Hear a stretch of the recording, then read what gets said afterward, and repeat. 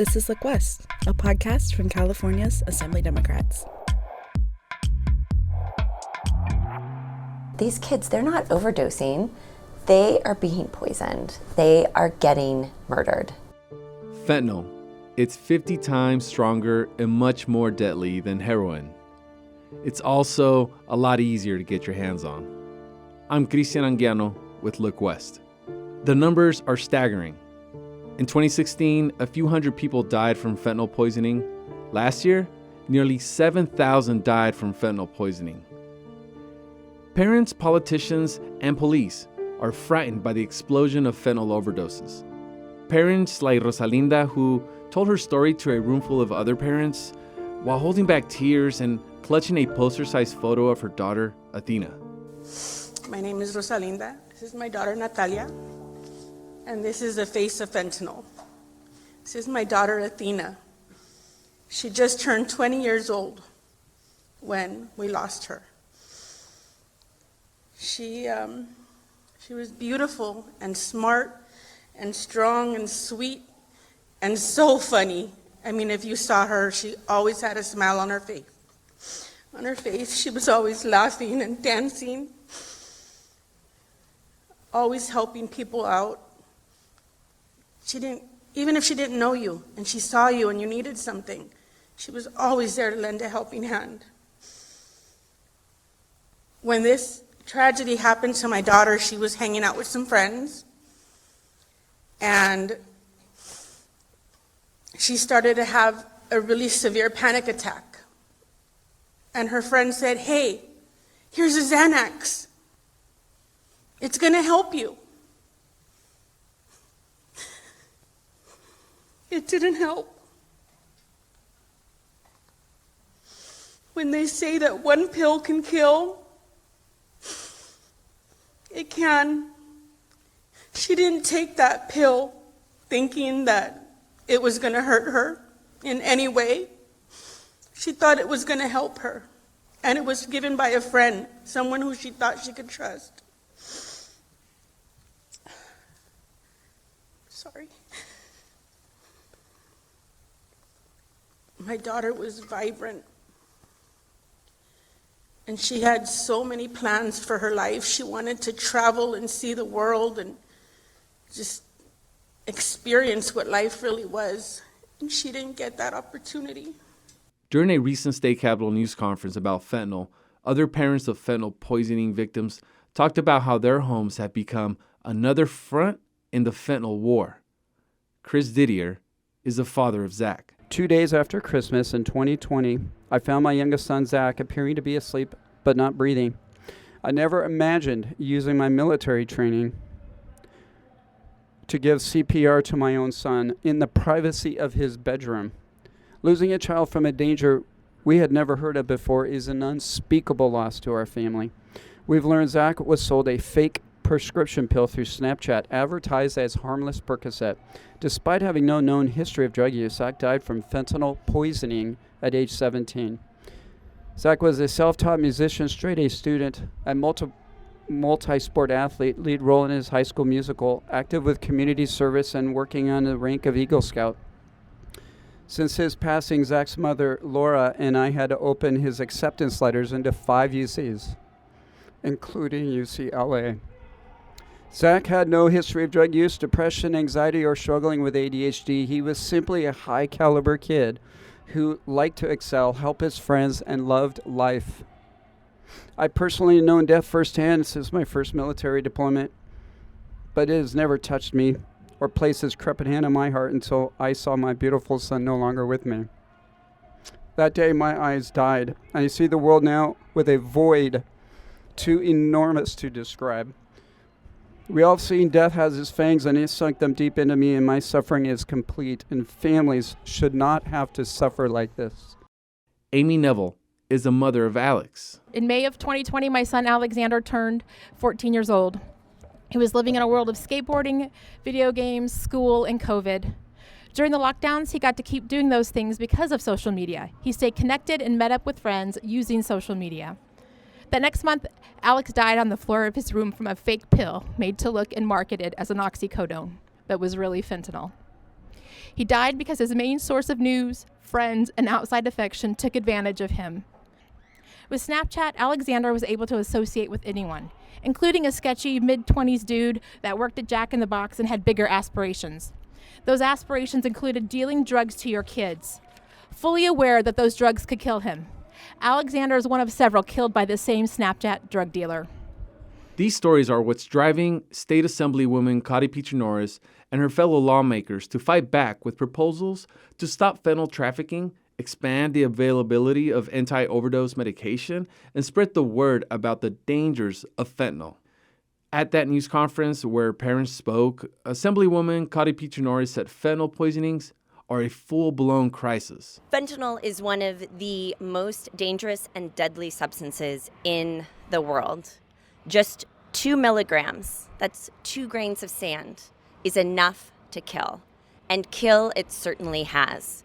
Over the course of the last 6 years, fentanyl deaths in California have skyrocketed from 239 in 2016 to nearly 6,000 in 2021. And let's remember that these are not just numbers and statistics. There are loved ones. There are moms and our dads, our brothers, our sisters. There are community leaders, teachers, coaches, mentors, and friends. And they are our kids and our grandkids. Fentanyl is different. Fentanyl is not, in my view, this is not a drug. This is a poison.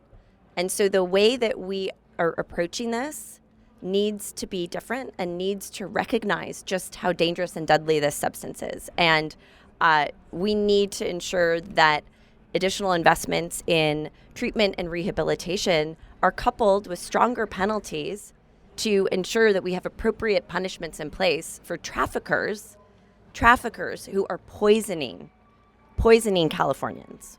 Assemblymember Matt Haney, chair of the Select Committee on Fentanyl, compared fighting the fentanyl epidemic to fighting another pandemic. We need solutions that are as big as the crisis that we're facing. We know what it looks like to respond to a public health epidemic with everything that we have. We just did it with COVID-19. Every part of our state, local jurisdictions, the state resources has to be leveraged to confront this epidemic. Both Haney and Petrie Norris pointed out this is not a partisan issue. The fentanyl epidemic is impacting every city and every community in our state.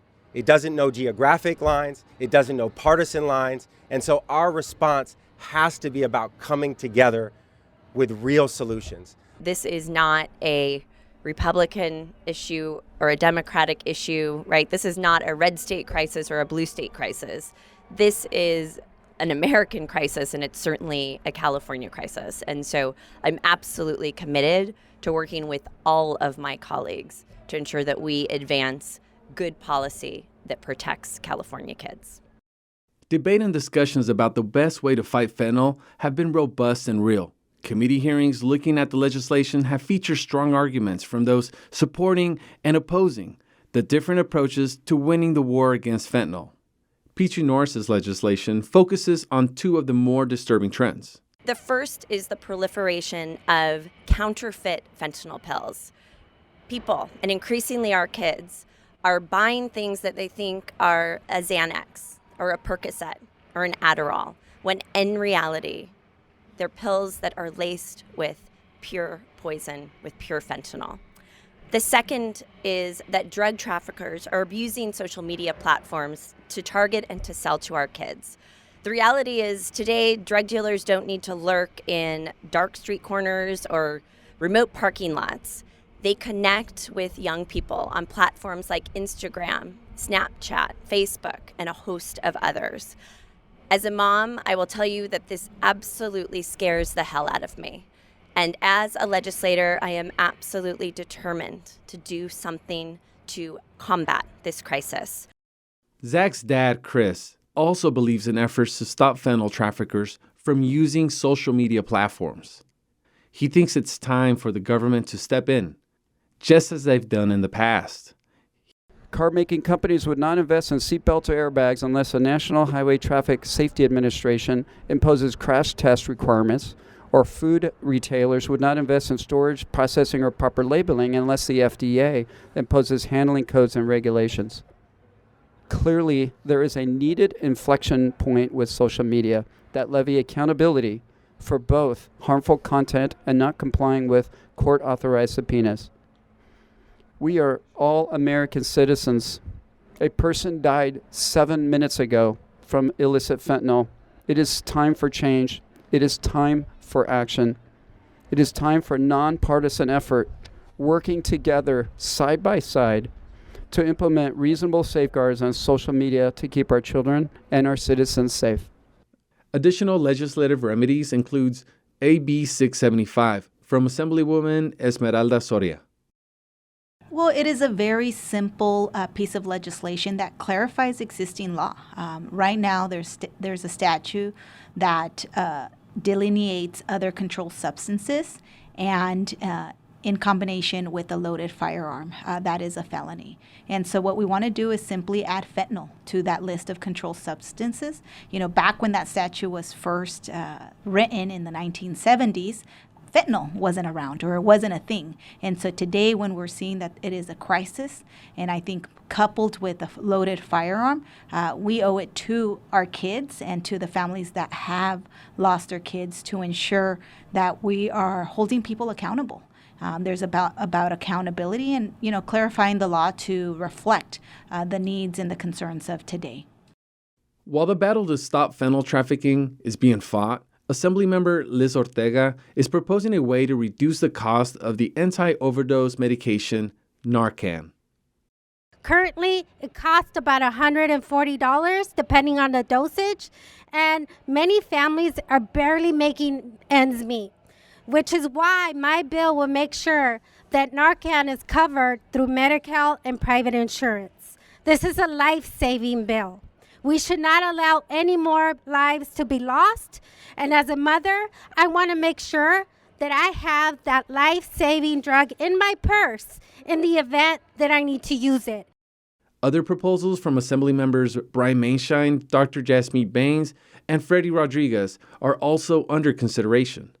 There is one partial solution to the fentanyl epidemic that everyone agrees on: awareness, education. Those are crucial components to winning this war.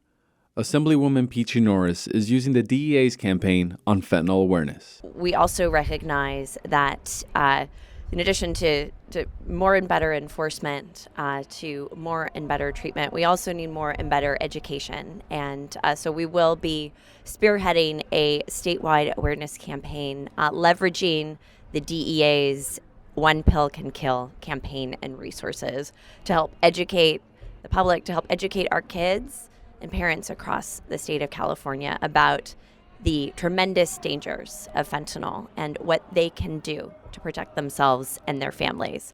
Assemblywoman Soria says, hablen con sus hijos. Speak with your children about the dangers of fentanyl, regardless of how uncomfortable these conversations may be. It is critical that we know the consequences of coming into contact, because we know that even a small amount, I think as smallest as a piece of rice, can kill someone.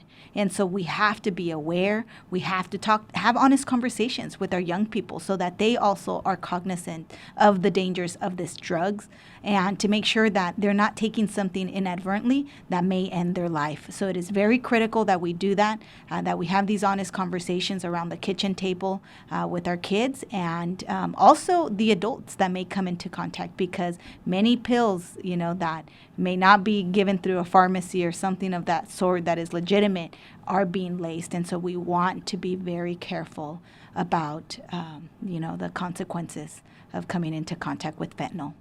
Remember Alex's mom, Amy?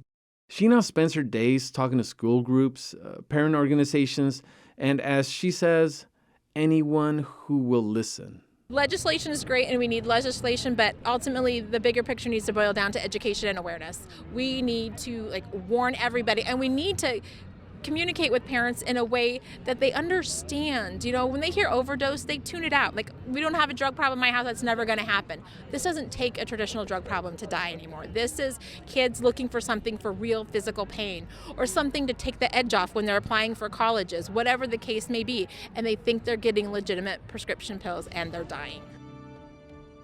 May is Fentanyl Awareness Month. You are likely to see news stories, social media postings, and probably other podcasts about fentanyl awareness. You can learn more about the DEA's campaign, One Pill Can Kill, on Assemblywoman Petrie Norris's website.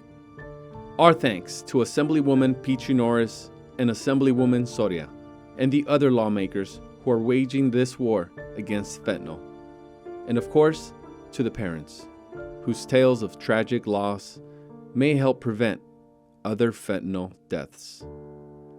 I'm Cristian Anguiano with Look West. Thank you for listening. The Look West podcast is produced by California Assembly Democrats. When you think of Californian politics, remember to look west.